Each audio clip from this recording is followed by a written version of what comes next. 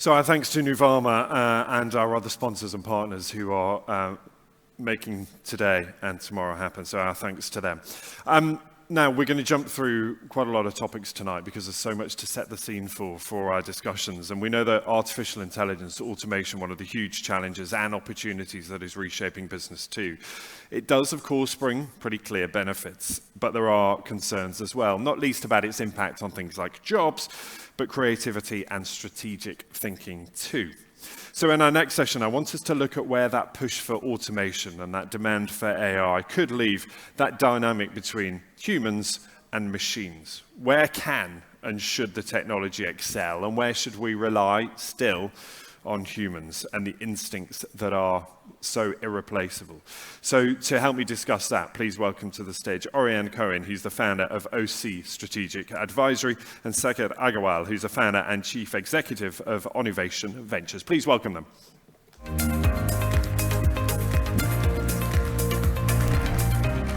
Nice to see you both. Thank you. Grab a seat. As I said, a warning to everyone, we are going to rattle through these because there's a lot for us to talk about. But welcome to you both. Delighted to have you here. And Saket, let me start with you because I'm right in saying, and you might need to explain this for the room if people aren't familiar with what you do, but you've basically built a business that will identify right around the world stuff that's really disruptive. And then you brought it to India and said, how can that solve some of India's problems? Is that a fair assessment of what you do? Absolutely. And so therefore, my first question, what are you looking at? How do you find this stuff? Yeah, I think I had a very stereotypical life. I grew up in Calcutta, Marwari family, did CA and CS. And one day I realized I don't enjoy accounting. And I went on looking for what would be the next big thing to do.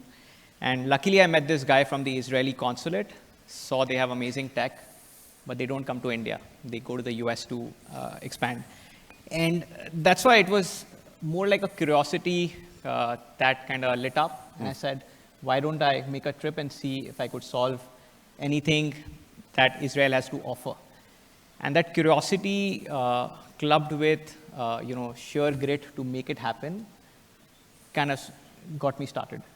And that's about looking at new tech. Fundamentally, is it's Yes. using that technology to solve some of the problems. Then, Oriane, I'll bring you in a sec, just because we need to make sure that the human element, is front and center in that. What sort of tech are you looking at, and what sort of problems are you trying to solve? So we identify the best of cloud, data, and cybersecurity companies and bring them into India. So, for example, all of you would have heard of this company called Wiz, which just got acquired by Google for $32 billion, and we brought them here.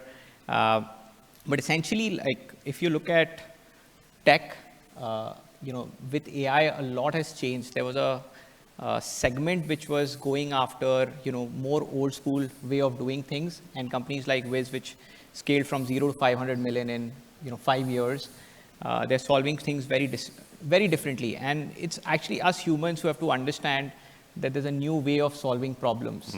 How do you identify that early and become the first user is what I'm trying to solve for. And Oriane, what I'm really interested in here is that there is such a push and there's such a focus on being able to use tech to solve problems. Is there a danger we forget about humans in all of this? I don't think we can forget about humans at all. I think that there is a big confusion as well in what AI actually brings to the world. I think we confuse the fact that AI cannot really think. We think that AI can think, it can analyze, it can reason, but it doesn't have emotion, it doesn't feel, it doesn't have any sensory cues. And in my field, human intelligence, in the sense of gathering intelligence from human sources, we feel things. It's about feeling the body, it's about reading micro-expressions, body language, and so on. And AI can only simulate and mimic. We've seen some examples, and I use AI a lot, and I'm very glad about it, and I think that's very important to master it as well. But for instance, I can see that sometimes my AI is trying to be empathetic with me, like trying to be nice to me, but it's just mimicking, basically, and simulating an emotion because it's used to me being maybe emotional. And I think this is very fundamental to still understand. AI has no emotion, doesn't feel, and it just connects the dots very, very clearly in a sense that it's like deep learning with all the data that you feed him with. it connects the dots. But our human intelligence and our brain not only connect the dot with the data, but also with experiences, our trauma, the things that we lived when we were kids or in the last negotiation that we feel pressured. And all of this, our brain is much complex than AI. And I suppose that's the point, isn't it? That, you know, a lot of what humans do, we take for granted. The reading between the lines, the body language, the nuance, the empathy. Is that the problem, that we just take it for granted? We assume it's always going to be there. Again, I don't think that's a problem. To me, these things are just complementary. The real problem is that AI is not supposed to take decisions. Decisions is something that decision makers actually should make. And it's the result of a thinking process that involves choice, emotions, and a lot of complex processes, interpersonal dynamics. We were talking about diplomacy just earlier. We tend to forget that it's still people doing business, somehow connecting. And even in diplomacy, the human part is very important. And AI cannot reproduce that, but the problem is we are the human behind AI. We are feeding AI with our biases, our cognitive problems, our emotions. So I think we should implement some protocols for the engineers and the teams that are behind AI, behind the language, the models of language, to also really to do psychological profiling of these guys, make sure they don't introduce their bias, and make sure AI at no point will be able to take decisions. That's very important. Mm-hmm. And that's the huge danger, the inherent danger to AI. Saket, when you're making, when you're doing your research, you're bringing these organizations to India, how do you get that balance right? Where does the human element fit into what you do? And how do you make sure you've got, the right mix of technology to solve problems and human traits? I think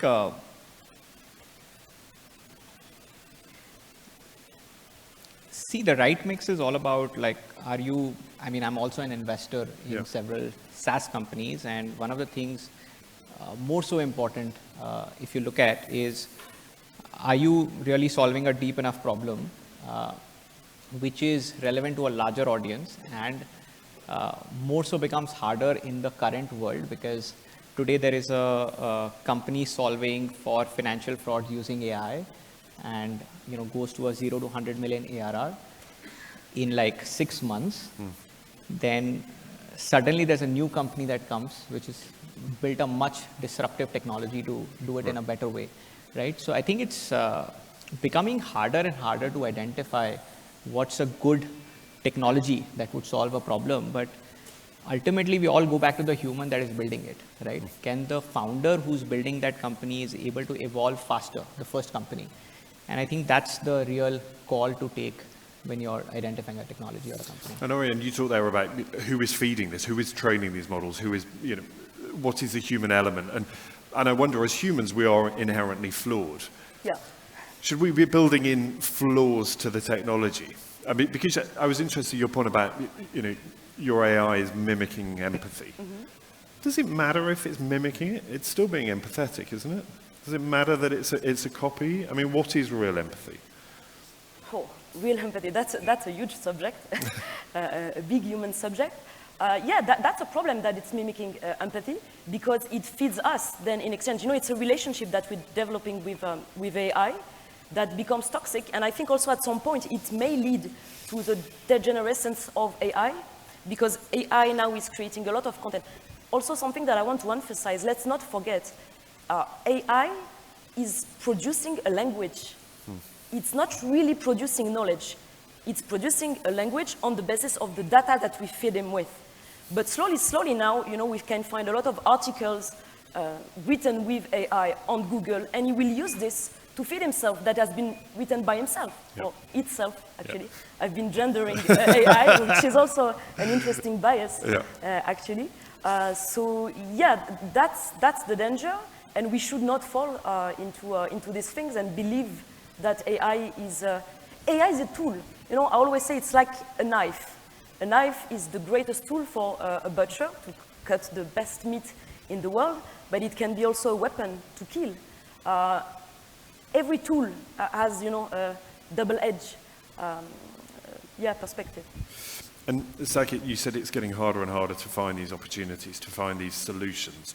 And I wonder whether we're going to get to a stage, maybe pretty soon, maybe we're there already, whereby the human abilities, the human skills actually become, take on a new value. We see them in a new light because there's such a push and a race to automation and AI and technology that actually we're saying being human is pretty valuable too. Absolutely, absolutely. I think that's the biggest thing that also I keep reflecting on a daily basis. I think, first of all, we can take Taylor Swift's example. That's my favorite example.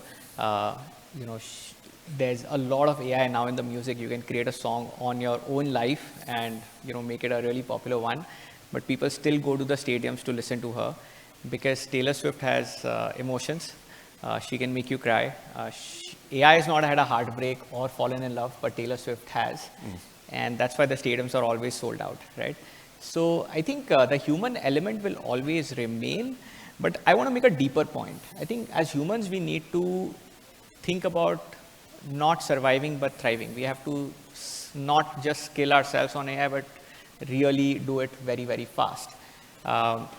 And one of the things we do at our company is I was inspired by the show called Billions. If you've seen it, it's about a high-performing hedge fund with a lot of pressure. And they have a character called Wendy Rhodes, who's a life coach. Her only job is to make everyone perform at their highest potential.